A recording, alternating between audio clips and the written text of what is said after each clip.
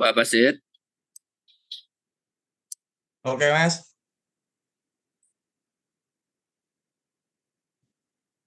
boleh dimulai Pak. Bapak sudah siap Oh, sudah siap. untuk Oke, dilakukan pembukaan. Monggo, bisa dimulai Pak Basit. oke. Sebentar ya.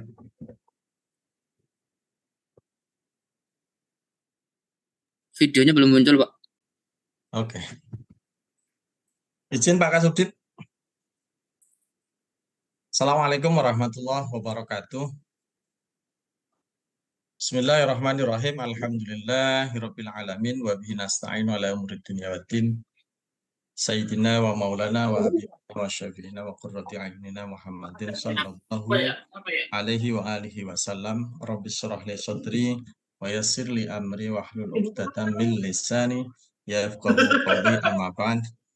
Yang sama-sama kita hormati Pak Kasubdit, Pak Muhammad Aziz Hakim, Pak Kasubdim, Pak Amiruddin Kuba, kemudian Kasubdim Publikasi Ilmiah, Bu Mursid Huda, segenap tim Litab Dimas, ada Mas Rohul dan kawan-kawan, para Bapak Ibu sekalian, para Kapuslit di PTKIN, para dosen dan seterusnya.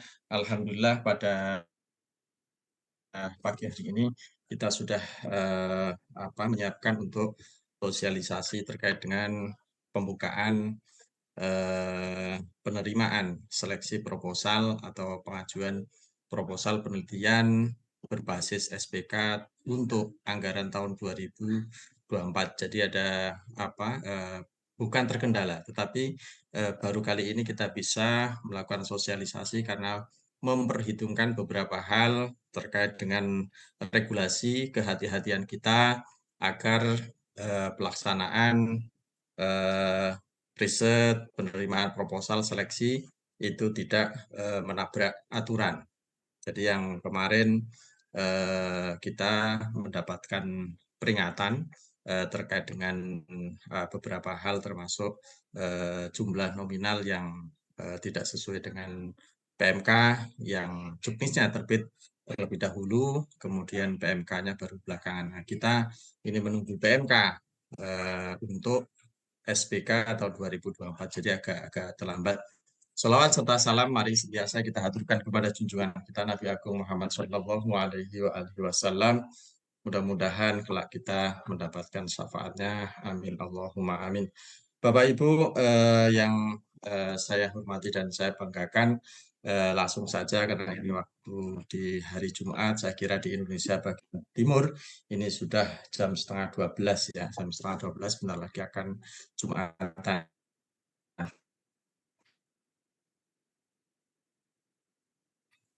Kita mohonkan kepada pertemuan Zoom meeting sosialisasi penerimaan proposal penelitian berbasis SPK di tahun 2024. Kepada beliau disilahkan. Bismillahirrahmanirrahim. Assalamualaikum warahmatullahi wabarakatuh. Warahmatullahi wabarakatuh. Yang terhormat Mas Basit, Mas Amir, Bu Zital, dan hadirin hadirat yang berbahagia.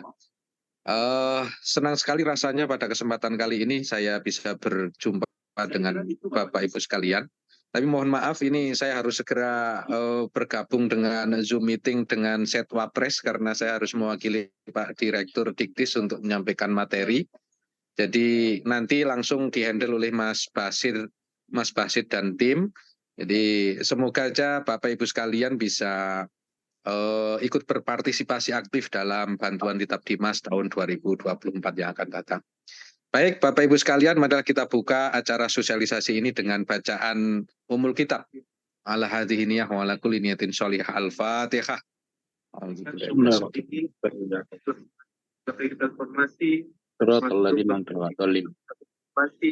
Terima kasih Bapak Ibu sekalian dan mohon maaf akhirul kalam wallahul muwaffiq ila thoriq. Assalamualaikum warahmatullahi wabarakatuh. Waalaikumsalam warahmatullahi wabarakatuh. Ini terima kasih Pak Kasubdit yang sudah berkenan untuk membuka meskipun sebentar ya, membuka kegiatan kita pada pagi hari ini karena beliau sangat sibuk sekali dan tidak hanya beliau, semua pimpinan yang ada di Kementerian Agama ini sibuk karena di akhir tahun ada progres-progres yang harus dicapai. Bapak Ibu yang saya hormati, ini ada beberapa hal yang perlu disampaikan. Mohon izin share screen.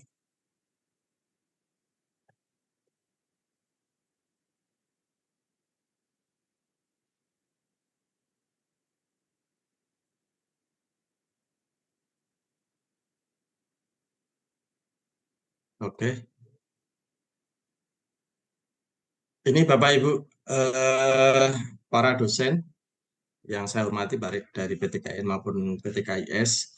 Ini ada kebijakan penelitian pada PTKI. Ini ada beberapa hal saya kira kita tetap mengacu pada agenda riset keagamaan nasional atau ARKAN.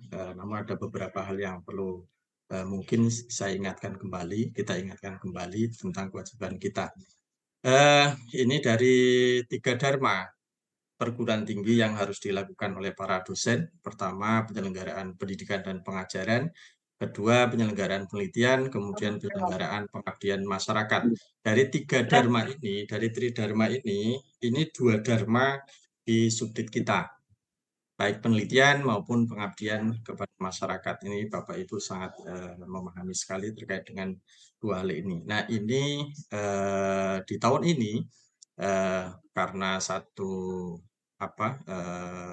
syarat penelitian SPK itu harus dibuka atau sebenarnya harus ada nomine yang ditentukan di tahun sebelum anggaran, minimal sudah di SK-kan, di nominenya sudah di SK-kan di tahun 2023 untuk tahun anggaran 2024. Nah, ini mungkin agak terlambat karena tadi ya di awal sudah kita sampaikan beberapa hal pertimbangan-pertimbangan yang perlu kita lakukan. Kemudian untuk pengabdian kepada masyarakat, publikasi ilmiah atau pendukung mutu penelitian, pengabdian masyarakat dan publikasi ini dibuka di tahun 2024 atau di tahun anggaran. Di tahun anggaran karena berbasis SDM. Kemudian ini Bapak Ibu untuk agenda riset nasional, saya kira Bapak Ibu bisa membuka file-file tentang agenda riset keagamaan nasional ARKAN dari 2018 sampai 2028. Visinya Indonesia menjadi pusat destinasi studi Islam dan pluralisme yang unggul di dunia dengan mengintegrasikan beberapa aspek keilmuan baik agama maupun sains yang mengikuti kemajuan global. Ini ada banyak hal studi-studi yang kadangkala kita sudah melakukan studi tetapi ketertarikan peneliti dari luar terhadap Indonesia karena kendala-kendala kita dalam menerjemahkan riset-riset kita yang sebenarnya menarik terkait dengan kondisi keberagamaan kemasyarakatan bangsa Indonesia yang perlu diterjemahkan dalam bahasa-bahasa internasional sehingga mereka mengakses dan bisa mensitasi hasil-hasil riset yang kita publikasikan. Ini misinya jelas Bapak Ibu. Ini silakan dibaca untuk misi-misinya. Kemudian tujuan ARKAN ini terlaksananya riset kemasyarakatan, keagamaan, sains, dan teknologi di Indonesia berbasis kondisi Indonesia yang akan menghasilkan publikasi dan hasil-hasil terkait. Nah, ini memang belum semuanya perguruan tinggi keagamaan kita, keagamaan Islam, itu memiliki jurusan-jurusan atau prodi program studi yang terkait dengan teknologi. Mungkin lebih banyak pada kemasyarakatan dan keagamaan. Kemudian tercapainya kontribusi pada pengembangan keilmuan di dunia. Ini kita tidak bisa melakukan riset-riset meskipun lokal kalau kita tidak membahasakan atau menerjemahkan pada bahasa-bahasa internasional, ini sangat kecil sekali. Kemudian hasil-hasil itu menjadi kontribusi di tingkat dunia. Jadi makanya kita dorong untuk publikasi-publikasi itu dari bantuan-bantuan riset itu ada syarat-syarat yang mengharuskan outcome-nya itu dipublikasi di internasional berreputasi. Ini dalam rangka mendorong hasil-hasil riset ini dapat dimanfaatkan bagi pengembangan keilmuan di dunia.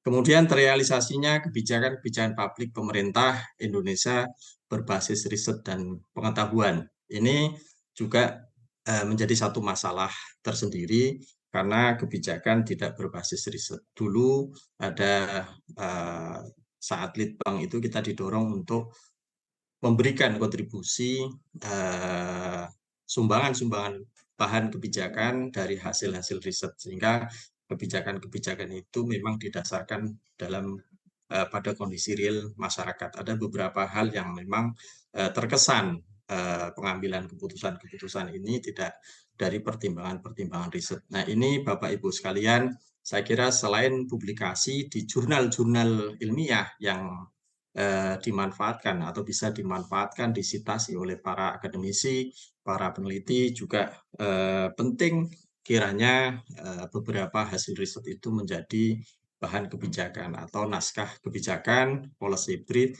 yang kemudian diserahkan atau diberikan kepada user, kepada stakeholder. Artinya riset-riset lokal apakah bisa didorong untuk menjadi naskah kebijakan atau policy brief. Misalkan di tingkat lokal kampus itu Bapak Ibu bisa merekomendasikan atau membuat policy paper atau naskah kebijakan ya antara 3 sampai 7 lembar lah.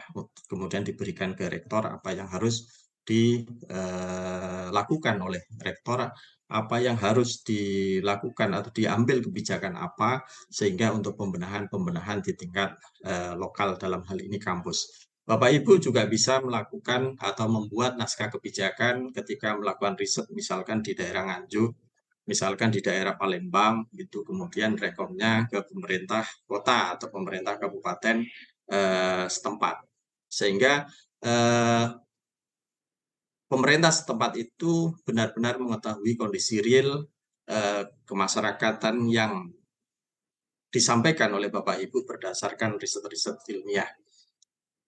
Bisa juga hasil-hasil itu misalkan terkait dengan moderasi beragama, intoleransi, bisa juga terkait dengan pendidikan madrasah atau kondisi misalkan ya kekerasan seksual yang ada di satuan pendidikan dan seterusnya. Ini kemudian rekomendasinya Kementerian Agama harus seperti apa, yang harus melakukan apa. Ini juga Bapak Ibu bisa memberikan kontribusi positif.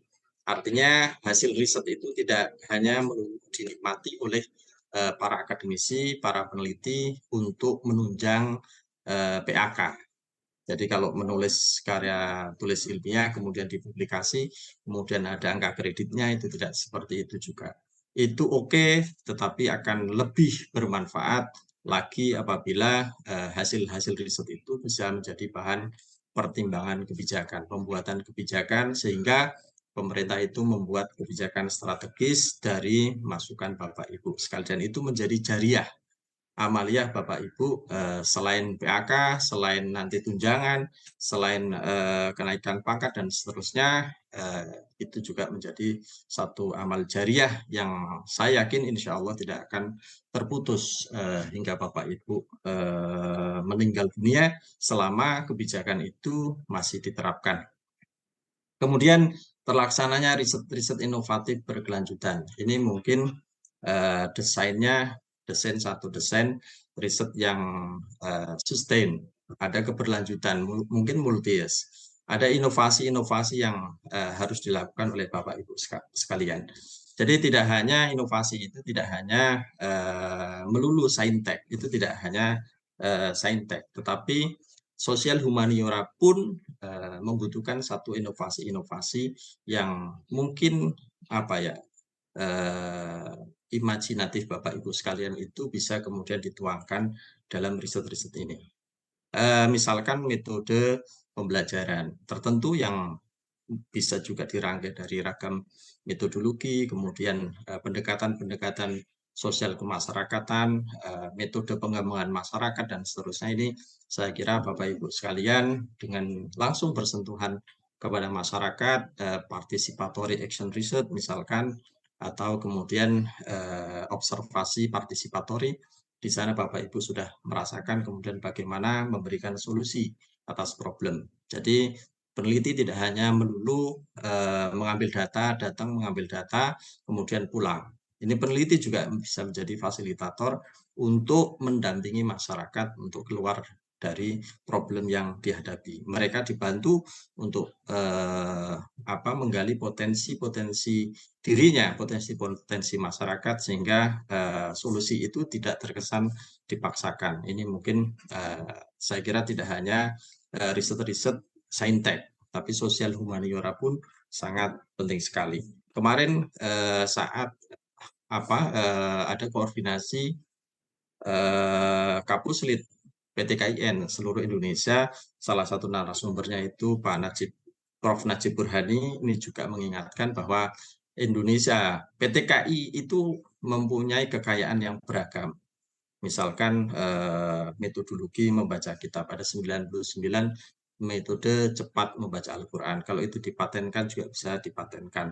Ada banyak hal lah yang bisa digali dan kita tidak menyadari. Kemudian ada ragam cerita-cerita lokal, kiai-kiai lokal, kemudian bisa juga cerita-cerita sekitar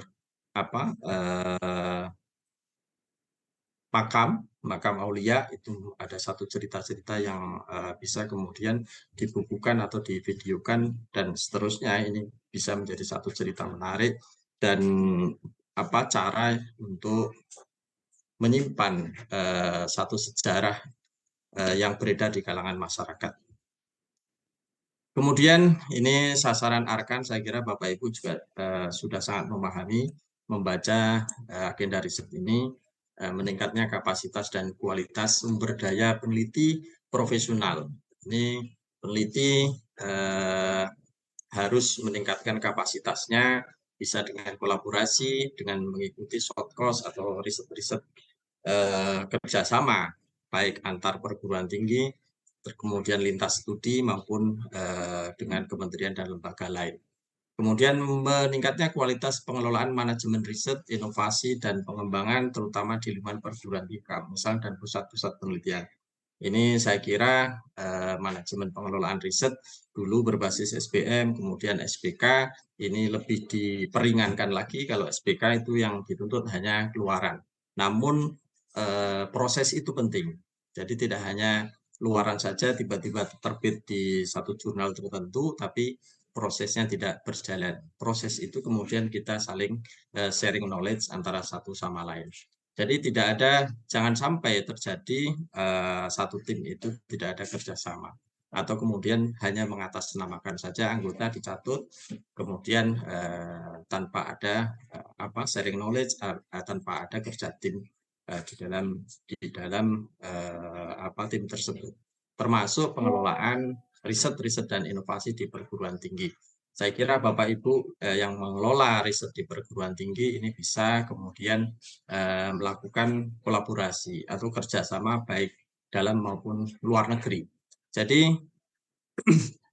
kolaborasi itu tidak hanya didasarkan pada satu kebutuhan akreditasi atau kebutuhan pelesiran atau kebutuhan yang formal, tapi lebih kepada bagaimana kita mendapatkan ilmu dari lembaga atau person dari peneliti luar atau peneliti dari perguruan tinggi lainnya, dan ada upgrade keilmuan terkait dengan metodologi maupun pengelolaan data dan seterusnya, hingga kemudian dalam penyusunan laporan penelitian itu sangat komprehensif.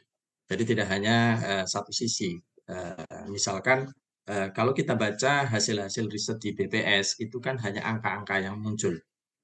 Dan kebanyakan kawan-kawan yang menggunakan pendekatan kuantitatif, ini kalau diperkaya dengan kualitatif, ini sangat-sangat kaya analisis. Jadi tidak hanya data yang diperoleh kemudian dipaparkan begitu saja. Tetapi kalau ada tafsir, kemudian analisis dari analisis kualitatif, ini sangat-sangat beragam dan akan lebih hidup ketika kita membaca sebuah naskah.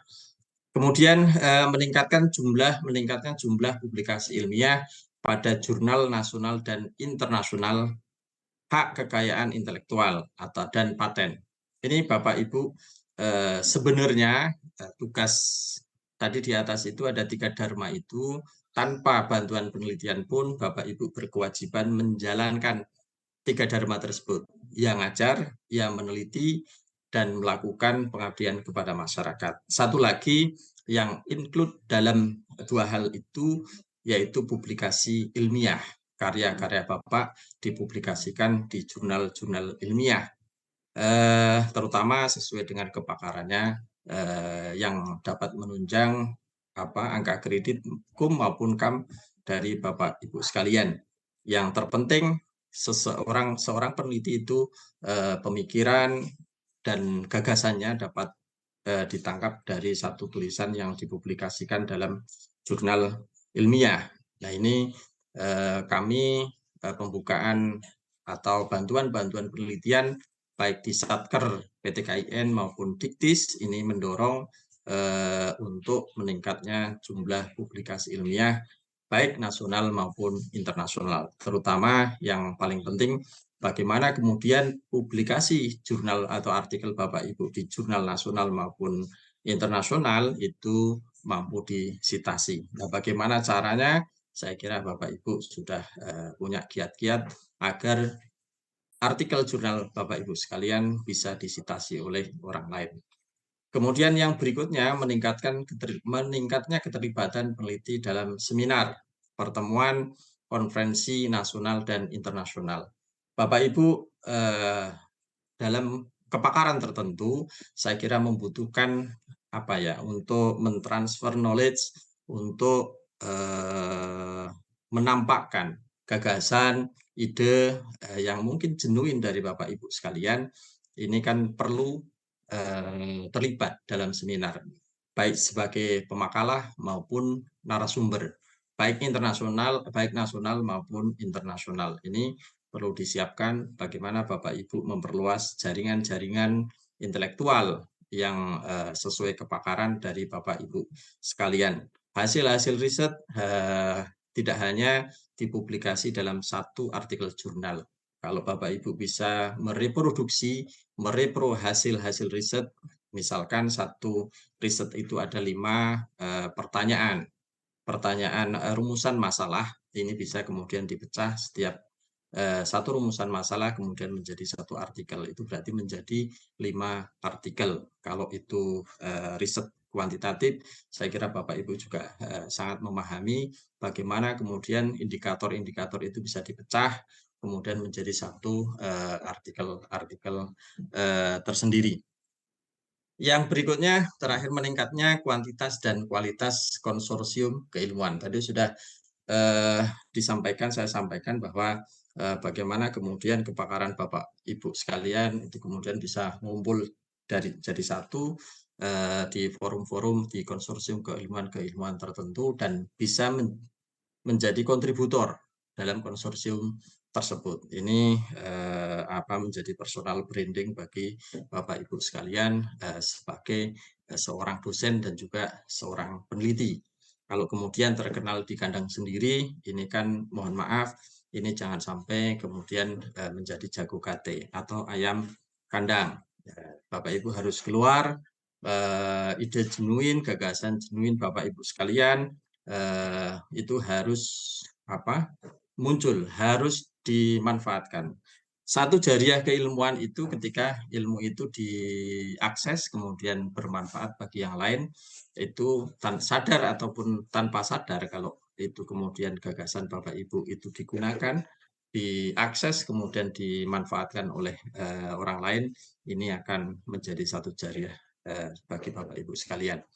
Kemudian ini manfaat Arkan, ini memetakan tema-tema, kemudian dengan prioritas pembangunan nasional bidang keagamaan, kemudian memberikan panduan kepada peneliti, akademisi, praktisi, para pengambil kebijakan dan seluruh komponen bangsa dalam melakukan penelitian, mengembangkan dan menerapkan hasil penelitian dalam bidang keagamaan. Kemudian yang ketiga, memberikan acuan kepada lembaga penyelenggara penelitian baik di lingkungan Kementerian Agama maupun di lingkungan PTKI dalam merencanakan, melaksanakan, memublikasikan, dan melaporkan hasil penelitian sesuai dengan prioritas pembangunan nasional dalam bidang keagamaan.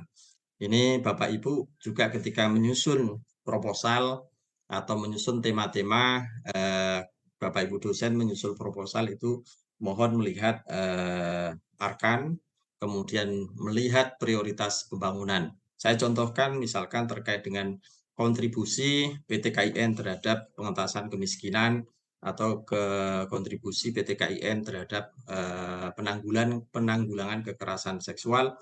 Ini kemiskinan itu domainnya memang bukan domain Kementerian Agama, tetapi peran keagamaan dalam pengentasan kemiskinan mungkin akan terjadi. Misalkan dulu peran ulama itu dalam mensukseskan program keluarga berencana.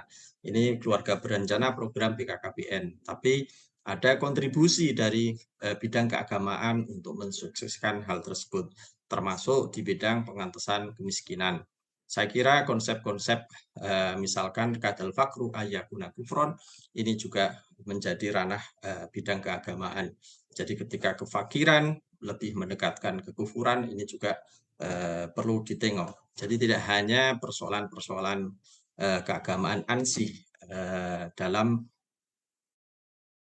menggali data, dalam melihat fakta atau melihat kenyataan di masyarakat. Kemudian ini tema-tema arkan, ini ada studi Islam, kemudian integrasi keilmuan, kemudian ada pluralisme dan keragaman, kemudian kemajuan global. Saya kira Bapak Ibu sekalian sudah sangat memahami terkait apa saja tema-tema tentang studi Islam. Ini jenisnya ada teks suci dalam agama, kemudian syariah hukum dan peraturan perundang-undangan, pengembangan khazanah pesantren, pengembangan pendidikan. Saya tidak banyak melihat atau belum banyak melihat kawan-kawan ini melakukan riset-riset terkait dengan manuskrip yang saya kira itu banyak tersebar di seluruh penjuru pelosok Nusantara. Ini perlu juga digali terkait dengan manuskrip, terkait dengan sejarah bangsa Indonesia. Manuskrip tersebut bisa berbicara perkembangan keislaman di Indonesia sejak kapan dan seterusnya. Kemudian ini tentang integrasi keilmuan, saya kira Bapak Ibu juga sangat memahami pluralisme dan keragaman. Tentunya kita memiliki ragam suku bangsa, kemudian terpisah beberapa pulau-pulau, ribuan pulau, tetapi tetap menyatu menjadi negara kesatuan Republik Indonesia. Ini faktornya sangat beragam. Ini sangat menarik kemudian ketika digali. Kemudian ada ancaman-ancaman yang mungkin dapat mengancam. Ya, tindakan-tindakan yang bisa mengancam disintegrasi bangsa ataupun mengubah ideologi bangsa dan seterusnya. Ini sangat menarik untuk menjadi satu topik kajian. Lebih-lebih kalau ini kemudian terskemakan secara nasional, masing-masing kampus itu melakukan penelitian dengan topik yang sama tapi lokus yang berbeda. Terus kemajuan global ini saya kira PTKI juga tidak boleh tertinggal dari perguruan tinggi umum. Dan kita harus semangat. Kita tidak boleh karena kecil anggaran, sedikit porsi, kemudian membanding-bandingkan. Jadi ada lakukan ojo dibanding-banding ke. Jadi nggak perlu kita membandingkan, menengok kemudian iri sehingga kita tidak bisa melangkah dengan baik. Apa yang kita dapatkan ini menjadi rezeki kita, lakukan satu tindakan yang besar meskipun dengan biaya-biaya yang kecil. Ini juga saya kira Bapak Ibu sudah banyak ditempa di pesantren itu rata-rata dosen perguruan tinggi keagamaan Islam pernah mengenyam pendidikan di pesantren. Di pesantren itu dengan ongkos yang kecil, kemudian kiriman yang telat, dan seterusnya, ini kemudian Bapak Ibu melakukan tindakan-tindakan puasa. Jadi karena tidak ada duit, ya puasa. Hutang akan membubarkan diri. Jadi ya puasa, kemudian semaksimal mungkin melupakan kawan-kawannya yang jajan enak, sehingga kita bisa memaksimalkan diri untuk melakukan kaji ilmu. Kalau di PTKI ya sebagai dosen ya bagaimana kemudian memaksimalkan kerja-kerja intelektual.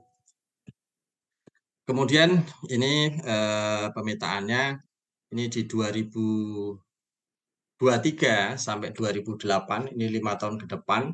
Ini penguatan riset terapan, applied research, kemudian publikasi di jurnal nasional, internasional, dan perolehan hak paten. Hak paten dalam hal ini bukan copyright. Kalau copyright setelah diterbitkan itu pasti mendapatkan hak intelektual dari hak cipta penulisan buku atau karya-karya yang lainnya. Ini paten lebih kepada produk-produk tertentu, misalkan model, perwarupa, ataupun lebih berbasis saintis. Kemudian ini penguatan riset terapan. Ini Bapak Ibu, saya kira terapan ini kan tidak hanya bisa juga kolaborasi ya. Di publikasi jurnal, ini kalau yang masih jurnal Sinta 6 ditingkatkan menjadi Sinta 3, bahkan menjadi Sinta 2, atau kemudian masuk di jurnal-jurnal berreputasi internasional. Kemudian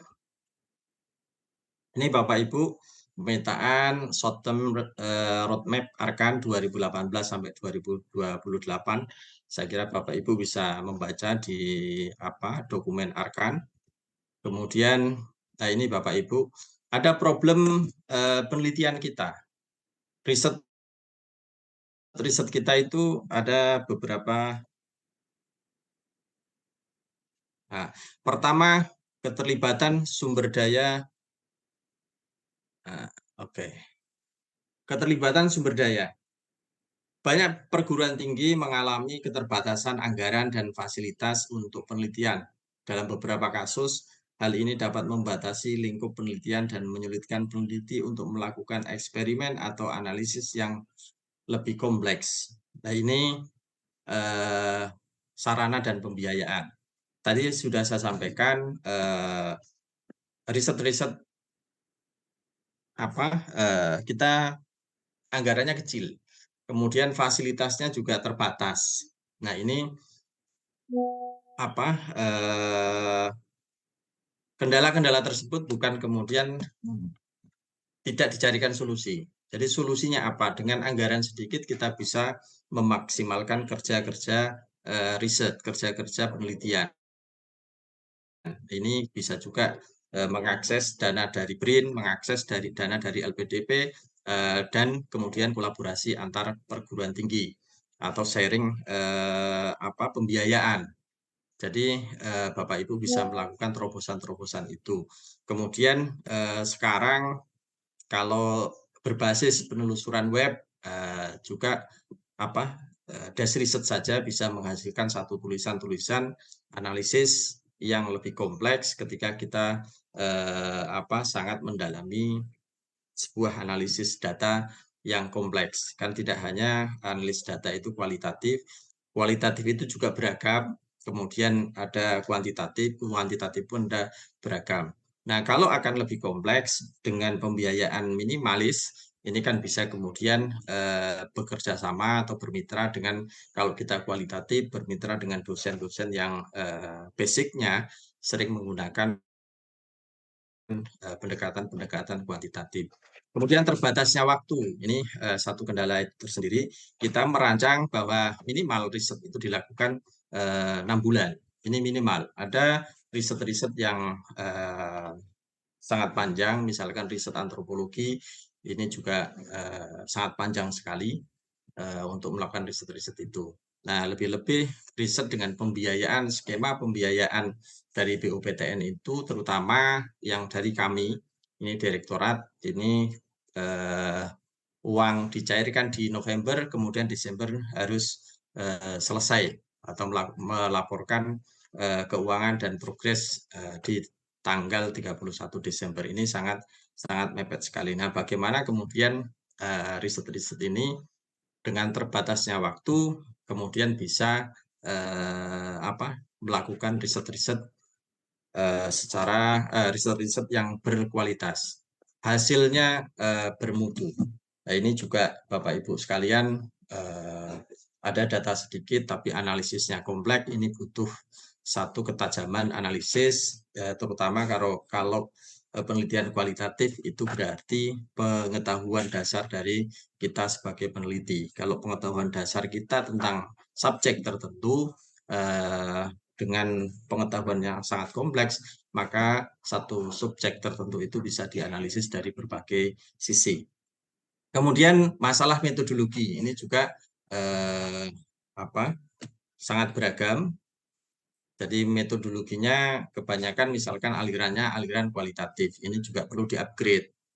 Jadi meskipun kualitatif juga biasanya sama terkait pendekatannya kualitatif Habermas misalkan ataupun yang lainnya. Nah, kemudian harus diperkaya. Peneliti atau dosen itu minimal bukan minimal ya, selalu mengupgrade metodologi-metodologi yang berkembang.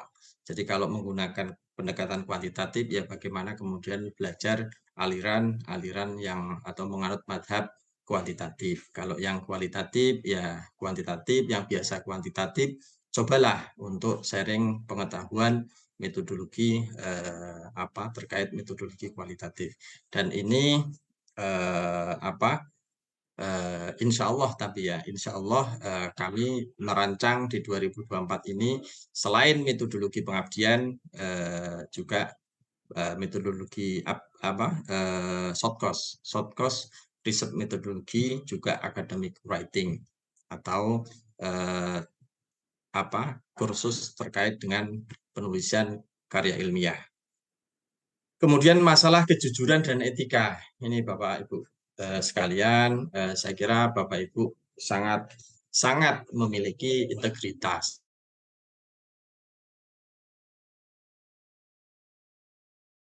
Sebagai pendidik, sebagai dosen, namun kadang-kala integritas itu diuji Bapak Ibu ketika kemudian kepepet pada hal tertentu. Jadi bohong itu nggak usah diajari, tetapi ketika kepepet itu berpotensi untuk melakukan ketidakjujuran dan melanggar etika akademik, yaitu berupa plagiasi.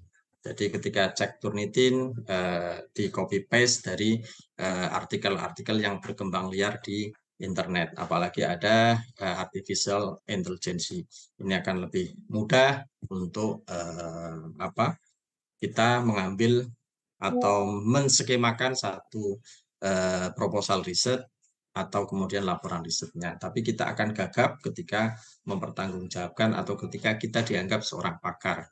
Atau kemudian menjadi guru besar. Menjadi guru besar dalam bidang tertentu, tetapi kenyataannya gagap di kepakarannya. Nah ini ketika keilmuan itu akan menaikkan derajat kita, akan dimuliakan oleh Allah Subhanahu wa taala, maka tempuhlah keilmuan itu dengan tidak melanggar etika-etika akademik.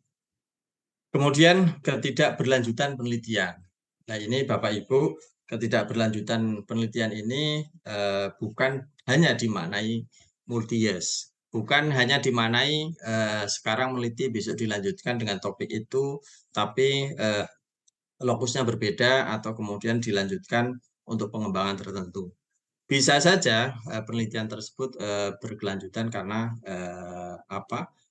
publikasi artikel yang kita publish atau hasil riset yang kita publish itu diteruskan pengembangannya oleh orang lain. Makanya riset itu selain menemukan teori baru juga menguji teori yang lama. Nah ini Bapak Ibu saya kira sangat memahami sekali terkait dengan keberlanjutan sebuah riset. Nah selain itu hasil riset itu agar bisa dikembangkan dalam pengabdian kepada masyarakat. Jadi riset di wilayah tertentu, lokusnya di mana, hasilnya seperti apa, rekomendasinya seperti apa. Kalau rekomendasinya harus ditindaklanjuti oleh pendampingan, pemberdayaan masyarakat, itu bisa kemudian disampaikan polbriefnya, naskah kebijakannya ke Pak Rektor, kemudian Pak Rektor menurunkan tim pengabdian masyarakat ke wilayah tersebut, dasarnya dari riset yang dilakukan oleh Bapak Ibu sekalian. Ini kan sangat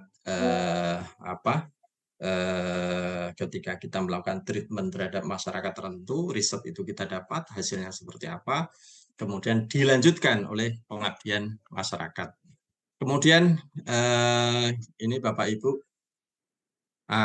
mengubah paradigma penelitian. Ini kami juga tidak bisa seperti membalikkan telapak tangan, tiba-tiba diubah. Itu nggak bisa, karena habit yang lama kemudian menuju pembiasaan yang baru, habit yang baru ini butuh waktu dan penuh dengan kecerewetan, pertanyaan, dan seterusnya. Ini pertama dari penelitian berbasis proses. Jadi berbasis proses dimaknai bahwa peneliti itu disibukkan dengan SPJ, kwitansi, dan seterusnya. Ini lebih kepada pertanggungjawaban SBM dengan standar biaya masukan. Jadi Bapak Ibu justru malah ribut ngumpulin bill hotel, kwitansi, kemudian tiket, kemudian di masyarakat nanti bagaimana cara menyusun kwitansi dan seterusnya. Ini produk yang dihasilkan itu ya satu bundle laporan keuangan. Ini disibukkan seperti halnya para guru disibukkan dengan administrasi. Ini Bapak Ibu disibukkan dengan administrasi laporan pertanggungjawaban keuangan. Sehingga substansi yang seharusnya, penggalian data yang seharusnya lebih maksimal, lebih dalam, lebih komprehensif, ini tidak terlalu diperhatikan. Selesai laporan, selesai keuangan, selesai, aman. Terus bagaimana kemudian hasil risetnya? Hasil risetnya hanya laporan akademik. Bagaimana kemudian ditindaklanjuti, apakah publikasi dan seterusnya? Nah, ini nilai amannya di aman dapat duit. Jadi selesai bahwa dapat duit aman, kemudian satu bundle laporan itu kan tidak bisa diajukan untuk PAK, itu tidak bisa, tidak dapat KUM. Kalau KAM-nya mungkin dapat, tapi KUM-nya, nah ini yang dapat. Nah ini akan pemerintah mendorong dengan skema penelitian berbasis keluaran, berbasis output dan outcome. Ini diharapkan Bapak Ibu melakukan riset yang sangat mendalam, kemudian outcome-nya, hasil-hasil riset itu dipublikasi di jurnal ilmiah maupun di seminar-seminar nasional maupun internasional.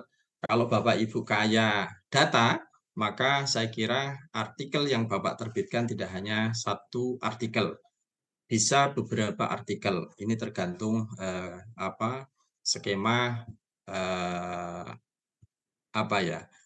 giat Bapak Ibu menulis untuk artikel ilmiah.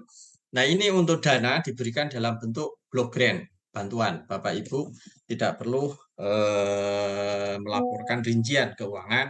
Ini Bapak Ibu hanya melaporkan total pembiayaan yang dalam lampiran itu ada SPTJB, pertanggungjawaban mutlak belanja untuk apa dan seterusnya. Tetapi yang ditagih oleh kita, oleh Itjen dan oleh BPK itu keluaran dari yang ditentukan oleh Juknis atau ketentuan yang berlaku.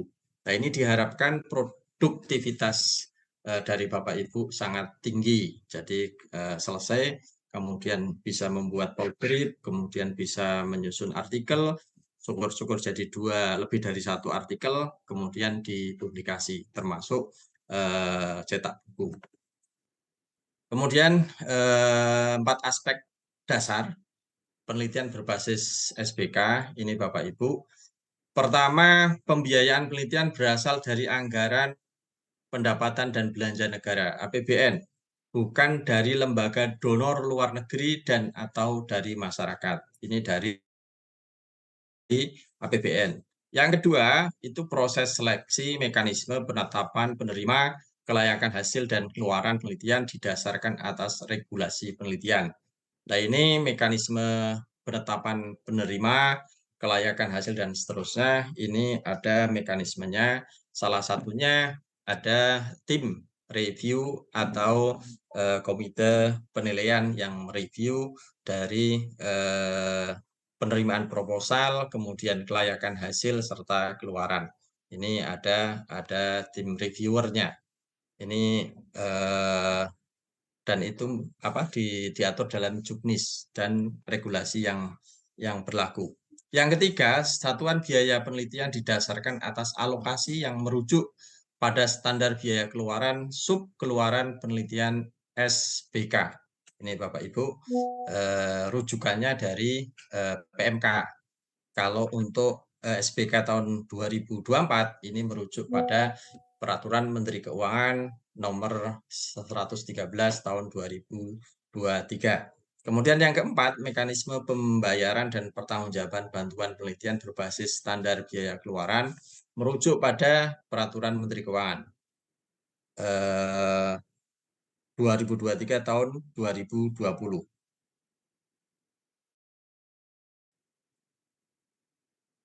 Kalau yang terbaru 113 tahun 2023.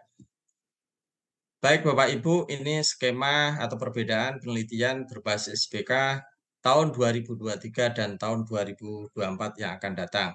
2023 Bapak Ibu sudah memahami, sudah bahkan ada yang menjadi penerima, kalau kapusnya berarti sudah sangat memahami. Kemudian di tahun 2024, PMK 113 tahun 2023 ini tentang SBK tahun anggaran 2024. Ini disebutkan untuk riset itu hanya keluarannya saja. Ini ada 1, 2, 3, 4, 5, 6, ada 6 item. Pertama, kekayaan intelektual. Keluarannya kekayaan intelektual, hasil riset dan inovasi. Ini lebih ke paten. Itu satu kelayakan intelektual maksimal dapat dibiayai sebesar 700 juta. Ini kekayaan intelektual. Kemudian keluaran purwarupa, hasil riset dan inovasi. Satu purwarupa sebesar dapat dibiayai maksimal 500 juta. Kemudian model hasil riset dan inovasi, ini satu modelnya bisa dibiayai 250 juta rupiah. Nah, ini Bapak Ibu silakan di searching kekayaan intelektual atau patennya seperti apa, kemudian purwarupa itu seperti apa, kemudian model dari hasil riset itu seperti apa. Kemudian yang keempat itu publikasi bereputasi global. Hasil riset dan inovasi. Ini satu publikasi global itu maksimal dibiayai 150 juta. Kemudian publikasi bereputasi nasional itu hasil riset dan inovasi, satu publikasi maksimal dapat dibiayai 60 juta rupiah. Dan naskah kebijakan dibiayai maksimal 50 juta rupiah. Nah, ini satu regulasi yang menyederhanakan kita. Jadi kalau yang tahun kemarin itu lebih detail per item. Kalau ini enggak. Dasarnya kalau di publikasi global ya global bereputasi maksimal 150. Kalau publikasinya nasional maksimal 60. Kalau hasilnya itu naskah kebijakan atau policy brief ya maksimal 50 juta. Ini perbedaan dari SBK di tahun 2023. Nah, ini Bapak Ibu untuk jenis penelitian ada penelitian pembinaan atau kapasitas, penelitian dasar, penelitian terapan, penelitian pengembangan, dan penelitian kajian aktual strategis nasional. Ini pada prinsipnya tidak jauh beda dari jenis-jenis penelitian yang dalam juknis penelitian tahun 2023. Namun basisnya ini basis keluaran. Jadi apakah nanti penelitian pembinaan kapasitas itu nasional atau global? Nah, ini yang untuk menentukan besaran maksimalnya. Kemudian Ini klasternya Bapak Ibu, klasternya klaster pembinaan kapasitas itu satu jenis penelitian. Riset dasar ada 2 jenis penelitian, program studi dan dasar interdisipliner. Kemudian riset pada bidang sosial humaniora, seni budaya, dan pendidikan des studi dalam negeri dan des studi luar negeri, pangan pertanian, energi baru terbarukan, kesehatan obat, saintek, dan teknologi informasi dan komunikasi. Ini ada 4 jenis di klaster ini: penelitian terapan kajian strategis nasional, terapan pengembangan nasional, terapan berkorelasi dunia usaha dan industri, terapan global atau internasional. Ini juga basisnya juga basis outcome, keluarnya seperti apa. Kemudian yang berikutnya jenis riset, klaster riset pengembangan bidang fokus sosial humaniora, dan seterusnya. Ini ada 4 juga, kolaborasi antar perguruan tinggi, kementerian dan lembaga, pengembangan pendidikan tinggi, pengembangan kolaborasi internasional, kemudian pengembangan survei kajian strategis nasional. Yang terakhir kajian aktual, jenis kajian aktual strategis. Ini yang terakhir, ini luarannya naskah kebijakan. Ini Bapak Ibu sekalian, basisnya sekali lagi basisnya outcome, dipublikasi di global, nasional atau internasional. Ini pengelola bantuan Bapak Ibu, bisa dilihat di juknisnya. Ini untuk ini hampir sama dengan yang kemarin. Kemudian syarat, output dan outcome dan maksimal bantuan. Ini maksimal 20 juta, maksimal 40 juta, maksimal 40 juta. Pembinaan kapasitas maksimal 20, program studi maksimal 40, interdisipliner maksimal 40, kemudian kajian strategis nasional terapan ini 100 juta maksimal, kemudian terapan pengembangan nasional itu 100 juta, penelitian terapan berkorelasi DUDI ini 150 juta, kemudian terapan global 150 juta maksimal, kemudian kolaborasi itu 100 juta, kemudian pengembangan pendidikan tinggi 100 juta. Ini untuk pengembangan kolaborasi internasional 150, strategis nasional kajian strategis nasional 150, kajian aktual strategis ini 25 juta. Ini Bapak Ibu, outcome-nya kalau yang terakhir ini dipublikasi di jurnal Transgresi Nasional, Sinta 5 paling lambat 2 tahun, kemudian sertifikat hak cipta. Nah, di sini ada outputnya naskah kebijakan.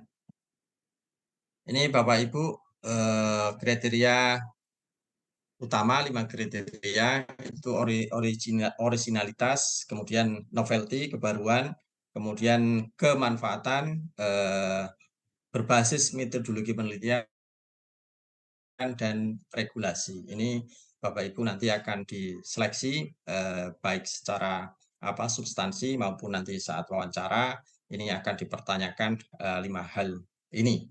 Kemudian tahapan bantuan ini mulai dari pendaftaran, seleksi administrasi, proposal, penetapan nomine dan seterusnya seperti pola biasanya. Kemudian ada seminar hasil dan final report.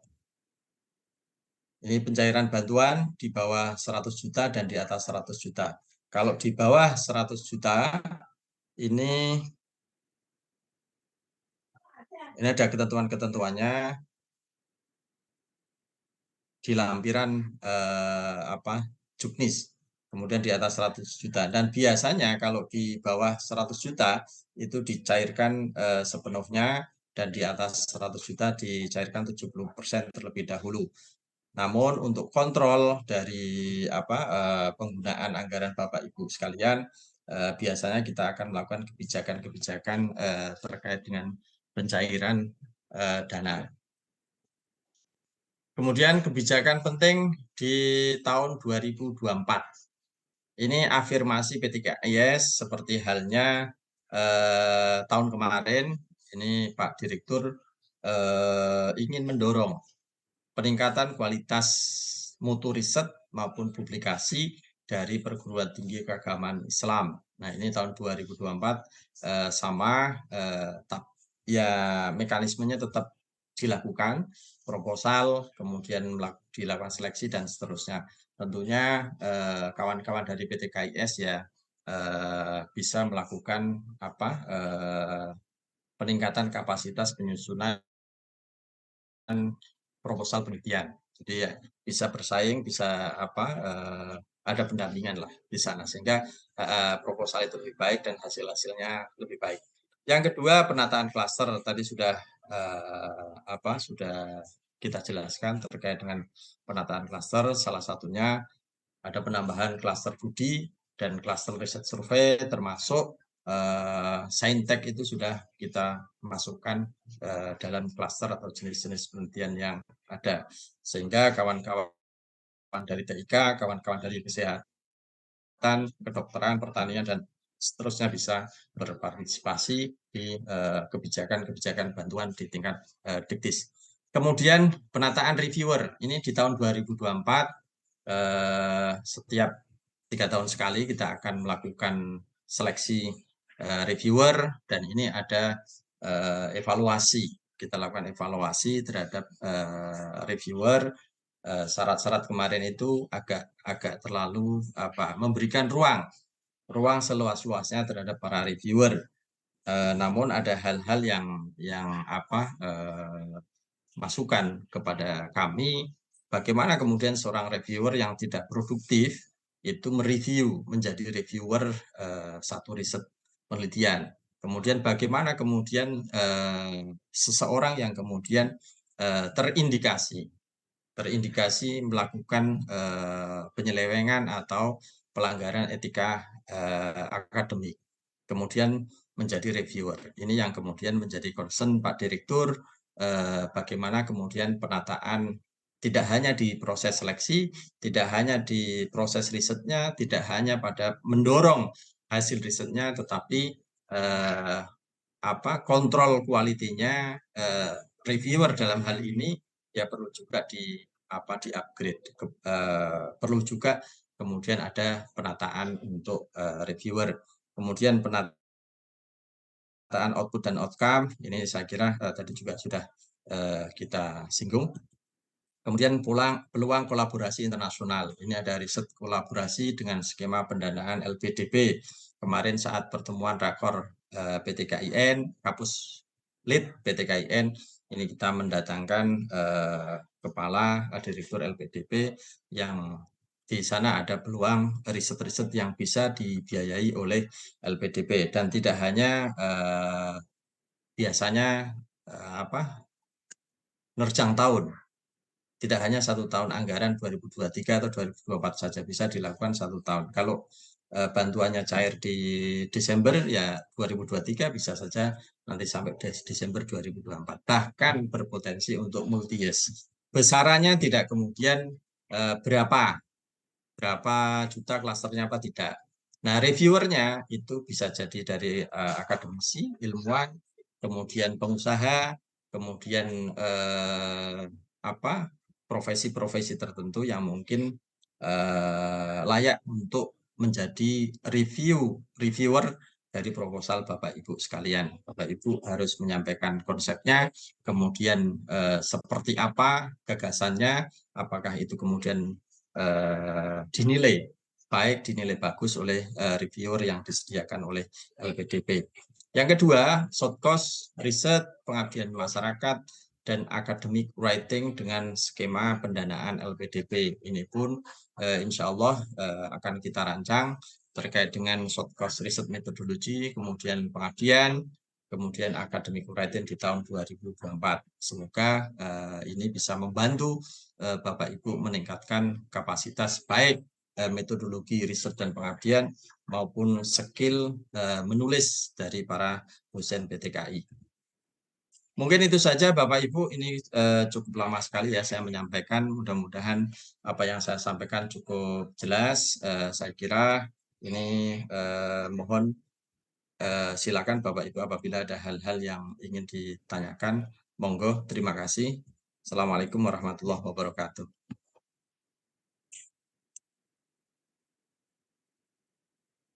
Mas Rohul, Iya. dibantu Mas.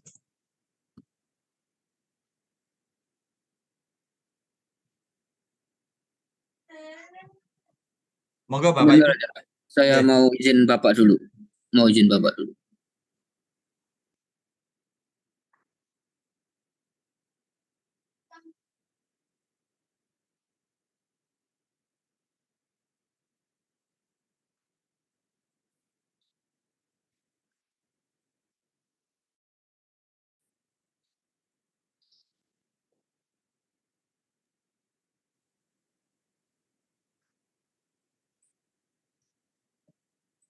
Halo, Pak Basit. Oke. Monggo bisa Pak, karena Pak Kasubdit juga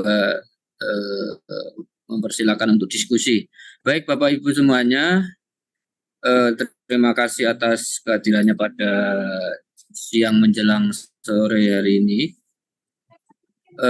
Baik, kita persilakan Bapak Ibu untuk barangkali ada pertanyaan-pertanyaan terkait dengan sosialisasi terkait regulasi yang sudah dipaparkan tadi oleh Pak Basit selaku Kasubdim Penelitian dan HKI. Apabila ada pertanyaan-pertanyaan yang perlu direspon atau ditanggapi, monggo saya persilakan. Ada Pak Prof. Arif Mafmuhin, ada beberapa teman-teman yang sudah raise hand. Monggo Pak Arif Mafmuhin.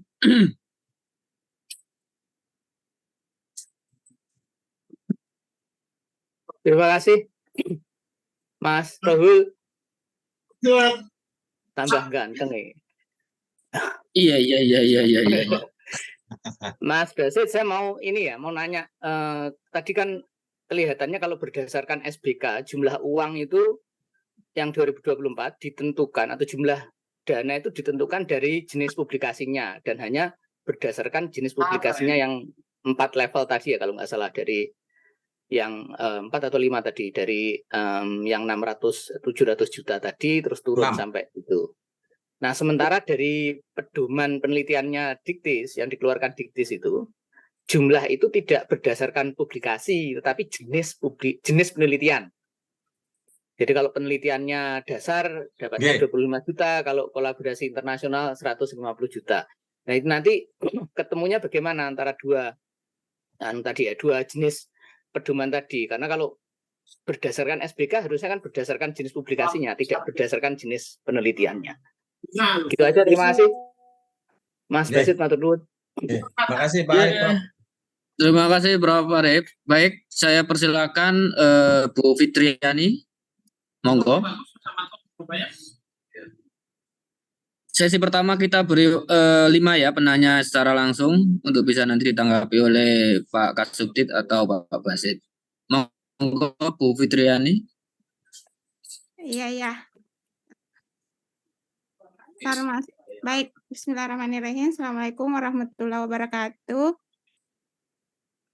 Baik, saya ingin menanyakan terkait dengan penelitian klaster kolaborasi internasional ya. Jadi terkait keanggotaannya di situ ada di Juknis ada maksimal 4 ya sebagai anggota. Kemudian salah satunya dari scholar di luar negeri. Apakah itu bisa diambil misalnya dosen-dosen yang ada di luar negeri saja atau bagaimana? Terima kasih. Oke, terima kasih Bu Fitriani atas pertanyaannya. Baik, saya persilakan Bu Fatimatu Zahra. Monggo. Halo Bu Fatima, ada? Bu Fatima ada? Ada, Mas. Ya, Assalamualaikum warahmatullahi wabarakatuh. Mungkin izin bertanya Pak terkait syarat kolaborasi antar perguruan tinggi, sebab kalau yang 2023 kemarin kan tidak ada syarat mendetail, hanya PTKIN dengan PTKIS. Namun realitasnya reviewer itu mempertanyakan wilayah yang dipilih untuk kolaborasi. Nah, ini apakah ada persyaratan mendetail, misalkan yang satu dari Jawa Tengah, yang satu dari Kalimantan, itu dipertanyakan oleh reviewer. Ataukah memang penelitian kolaborasi harus ada di objeknya harus ada di dua wilayah itu, misalkan penelitian satu di Jawa Tengah, yang satu di Sumatera, harus ada dua objek di situ. Nah, itu mungkin perlu diperjelas, Pak. Mungkin sekian dulu. Assalamualaikum warahmatullahi wabarakatuh. Waalaikumsalam warahmatullahi wabarakatuh. Terima kasih Mbak Fatia dari Pati. Selanjutnya Bu Siti Nur Aisyah, monggo. Oke, baik. Terima kasih. Assalamualaikum warahmatullahi wabarakatuh. Ada 2 pertanyaan, Pak. Yang pertama, saya ini dosen, tapi dapat tugas tambahan di klinik, Pak. Teman-teman saya PNS fungsional dokter. Nah, apakah fungsional lain selain dosen ini bisa, Pak, mengakses klaster penelitian terapan kajian strategis nasional tadi itu? Itu yang pertama. Yang kedua, untuk peluang kolaborasi dengan LPDP gimana ya Pak, mekanisme yang bisa kita lakukan gitu. Terima kasih Pak. Assalamualaikum warahmatullahi wabarakatuh. Waalaikumsalam warahmatullahi wabarakatuh. Terima kasih Bu Nur Asia. Selanjutnya saya persilakan Kiai Ipul LP2M UIN Raden Kota Palembang ya. Cek ya. Monggo. Baik. Terima kasih Bapak Rahul. Ini kami ada yang mau ditanyakan terkait administrasi Pak. Jadi di peraturan yang penelitian pembinaan, buruan studi dan selanjutnya itu kan ada pengusul menyesuaikan bagi selain dosen. Jadi misalkan kayak contoh ahli peranata komputer. Nah, itu masuk ke wilayah mana ya Pak klasternya? Di sini kan pengusul hanya dilakukan misalkan contoh pembinaan jabatan asisten ahli itu kan bagi dosen.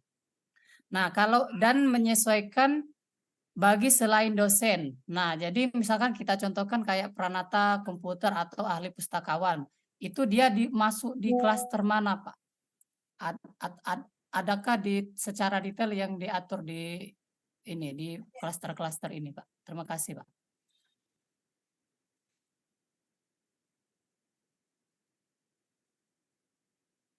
Suara, Mas.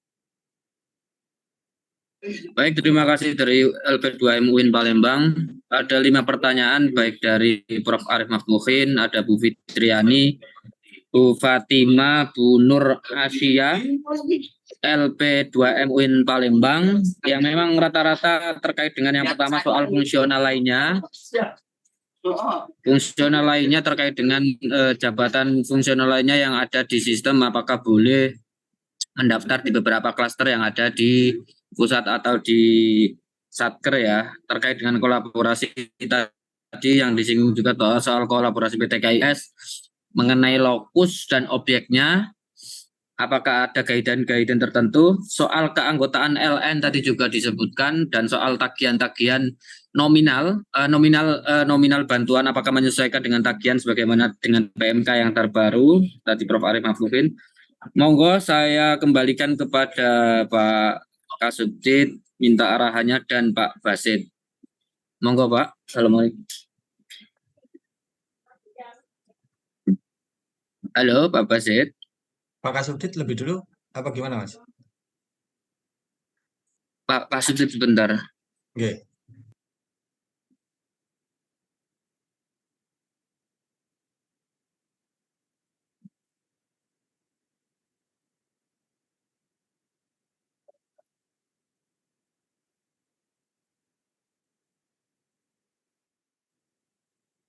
Monggo bisa langsung Pak Basit untuk merespon. Pak Kasubdit lagi Zoom dengan Kementerian.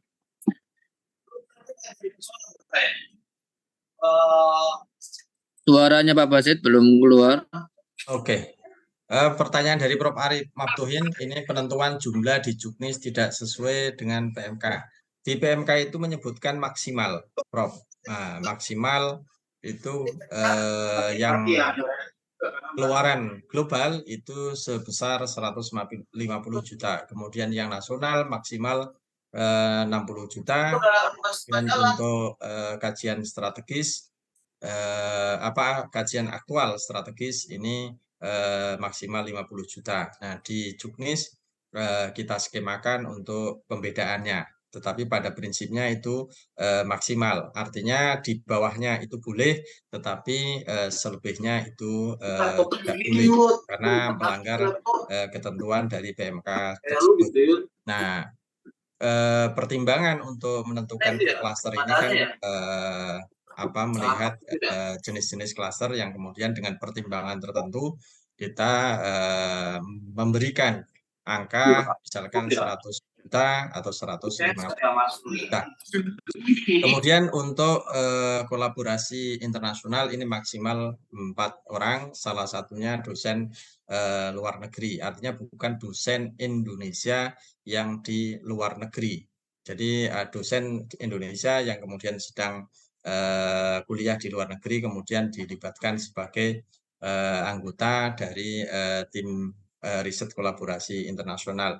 Ini pun ada persetujuan yang syarat-syarat yang harus dipenuhi bagi Bapak Ibu sekalian yang mengajukan riset kolaborasi internasional. Kemudian kolaborasi apakah ditentukan oleh wilayah? Saya kira kolaborasi antar perguruan tinggi itu kan lebih banyak sebenarnya di ibu itu atau dosen itu, peneliti itu mau mengkaji tentang apa, tidak kemudian asal menentukan beda. Jadi pokoknya kita berkolaborasi, PTKIN dan PTKIS, ya samber aja siapapun, tetapi lebih kepada basis bagaimana kemudian Bapak Ibu ingin menggali apa, misalkan ada satu topik yang menarik, misalkan tentang suku Samin misalkan. Nah, ini kan tidak bisa kemudian berkolaborasi sembarangan. Ini ada lokasi-lokasi tertentu, PTKI tertentu, dan ini ditentukan. Kemudian untuk kolaborasinya dari PTKIN ini didorong untuk mengajak salah satunya dari perguruan tinggi keagamaan swasta.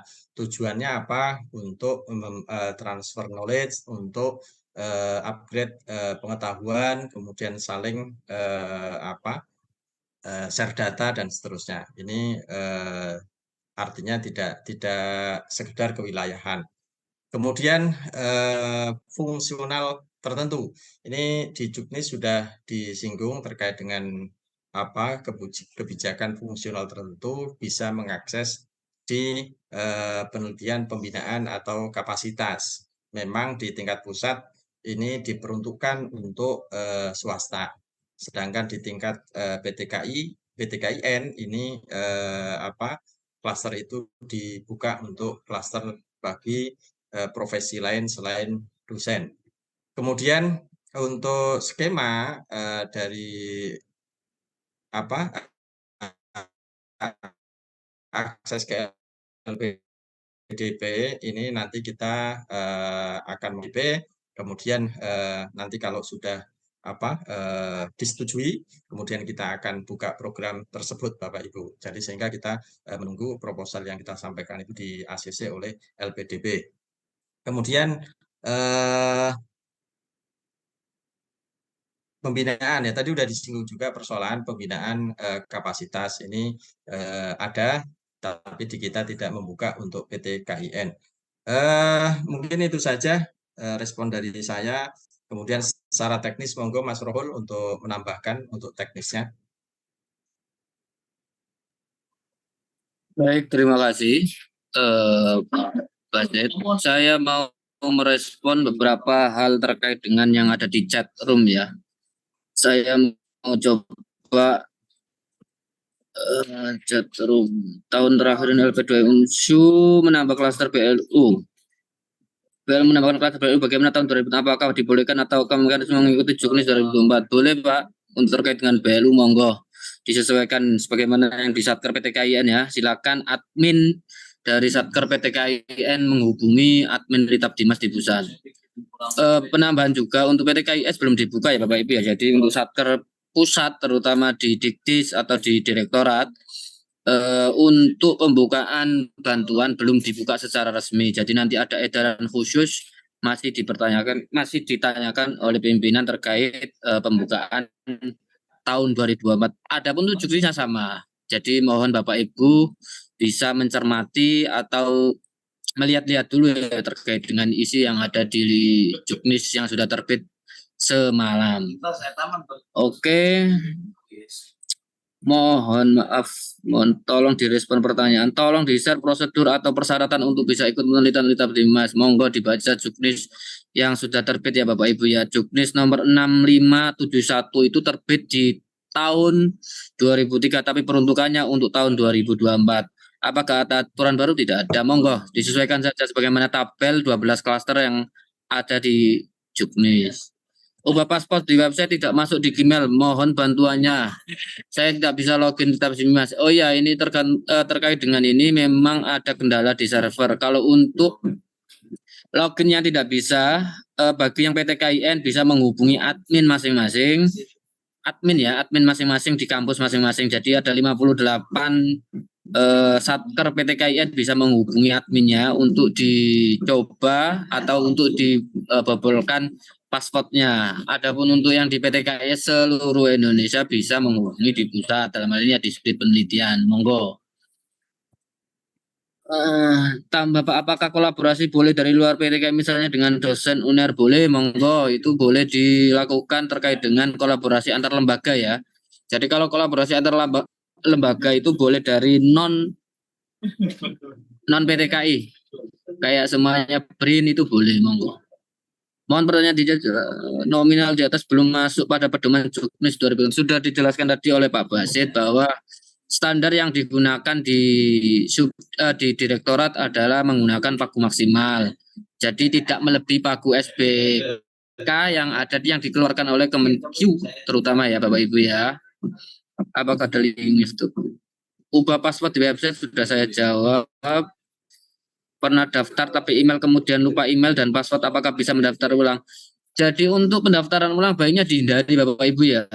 Jadi yang menjadi pedoman untuk password menjadi pedoman untuk akun itu adalah NIDN. Kalau NIDN sudah pernah dibuat secara tidak langsung, maka tidak bisa mendaftar ulang. Email juga sama. Email itu hanya bisa digunakan satu email, digunakan satu akun. Jadi email sama NIDN itu bisa dilakukan hanya satu akun.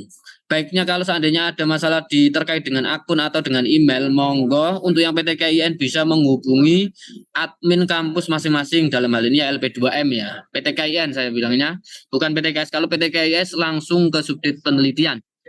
Bisa ke saya atau teman-teman yang lainnya. File sudah dikirim.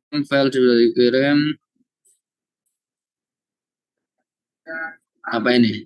Izin bertanya, untuk mengikuti penelitian yang berbasis bantuan, apakah hanya diwajibkan sebagai dosen penelitian Japung?